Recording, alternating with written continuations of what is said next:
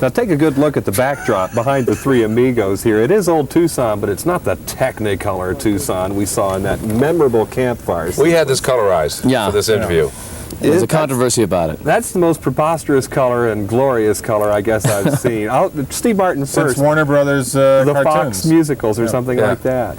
Who's the fan of Three Caballeros? Somebody here is into that. Well, I know the song, Three Caballeros. We are three caballeros, we thank caballeros. Yeah. That's not quite the way the words go. No, three gay caballeros, but that was written in 1920. Mm-hmm. Yeah, so that back then it meant homosexual caballeros. Yes. If you've ever seen the film, incidentally, those connotations are there.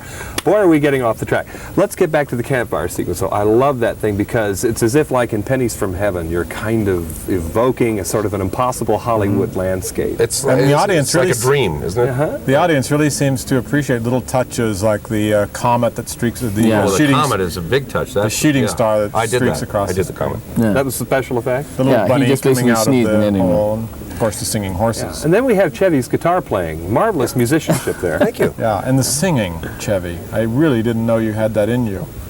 Let's hear a little of that singing. How is that one a little bit for us? Arizona moon. No, flamenco. Oh, okay. 1, 2, 3. What am I doing? Now, one of you is going to start an orphanage, too. That's yes, that's Ned. Yeah. Brilliant scene, because in just about, 20 seconds, we get a nice portrait of all. Who wrote that scene in particular? That was me. Improvised? I wrote that.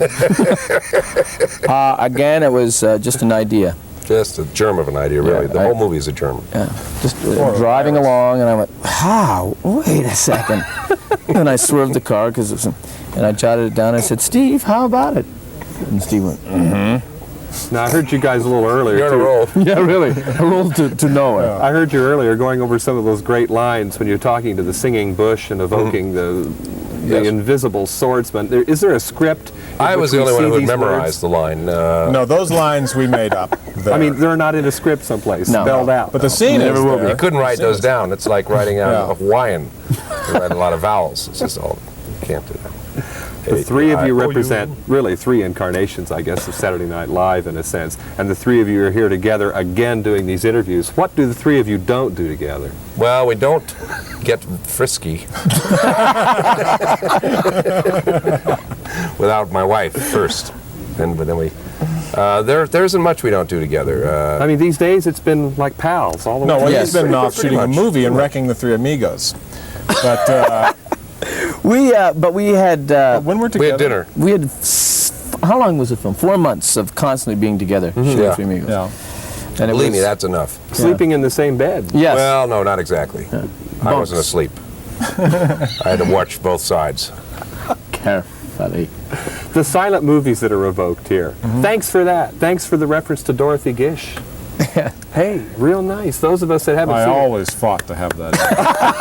I always wanted to have the whole movie silent. Would you like to make a silent movie someday? For sure now, seriously. Well, could it work? No. No? Well, it was done, actually. Mel Brooks did it. Yeah. And Also, so did Charlie Chaplin, didn't he? Harold Lloyd there was tried sound. There was some sound effects and all that. I mean, truly now. Could you do a silent Yeah, you could. Could you depend on pantomime alone? It's harder. It would make no money at all. Yeah, I think that what's fun is the potpourri. Of course, the question always comes up, why? Yes. You know. But you wouldn't hear it. No. We're down at the end of a long day. The three of you have been together doing interviews all day long. What have you learned about each other in the progress That of we these didn't already interviews? know nothing. He's got herpes. You've known it all along? I have no idea what I've learned. I've learned that we can do this. That's about it. Yeah. Now, this isn't it for us. We're going to go play Scrabble tonight. Yeah. Who's the horseman among the three of you? I wasn't. How about you? None of us. None of us are particularly good, although we did all our own writing. Yeah. You did all of your own stunt work? Yes.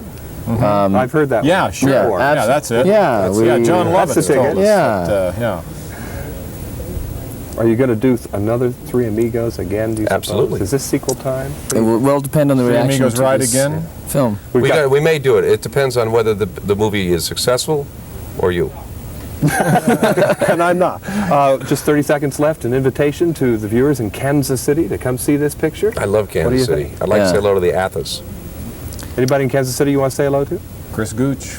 Wait, don't And the think that. Cowtown? How about an Amigo salute to Kansas City? What do you say? Yeah. Ready? 1, 2, 3. There you go. I'm John Tibbetts from Old Tucson as the sun sinks slowly in the west. Wait, I'm for John Tibbetts. KCTV5. You were. I'm not. Well, then who am I?